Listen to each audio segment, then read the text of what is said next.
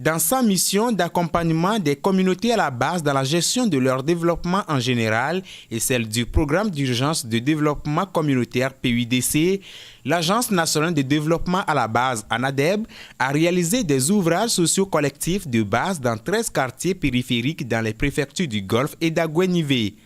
La remise de ces ouvrages aux populations s'est déroulée ce vendredi 10 mai dans les marchés d'Atiégou et d'Adidogomé à Siyeye par le ministre du Développement à la base, d'un coût total de 300 millions de francs CFA, dont 195 millions pour les quartiers Est et 105 millions pour les quartiers Ouest du Grand Lomé.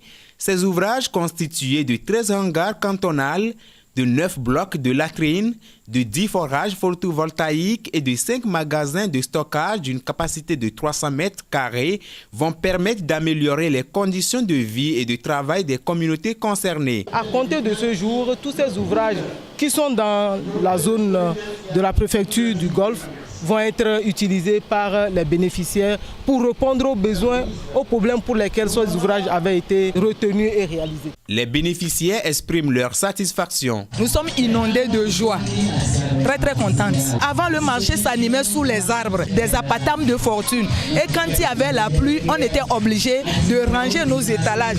Et des fois même, on restait sous la pluie parce qu'on n'avait pas où se cacher de la pluie. On saisit cette occasion pour remercier le chef de l'État, son Excellence Faure Gnassingbé, pour son initiative de développement qui n'oublie jamais les femmes togolaises, surtout les femmes dans les marchés.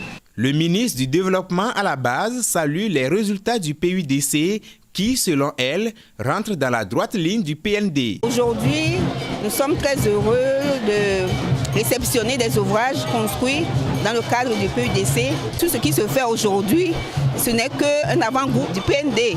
Parce qu'avec le PND, il est question de créer plus de richesses, plus d'emplois pour les jeunes. Et quand on crée des richesses, il faut s'assurer de la juste redistribution de ces richesses. D'où l'intérêt d'avoir dans le PND un axe qui est consacré à l'inclusion sociale, à l'inclusion économique, à l'inclusion financière. Le représentant résident du PNUD au Togo se réjouit de la collaboration entre son institution et le gouvernement togolais. Le PNUD et l'ensemble du système des Nations Unies se réjouissent de cette confiance du chef de l'État. Et une fois que maintenant les infrastructures ont été réceptionnées par les populations, on discutait avec Madame le ministre pour voir comment on va toujours continuer à accompagner la gestion de ces infrastructures, mais aussi apporter beaucoup plus de solutions pour la mise en œuvre des questions de développement, mais surtout centrées au niveau de la base. En rappel, les ouvrages réalisés dans le Grand Lomé dans le cadre du PUDC ont bénéficié également du soutien financier du Japon.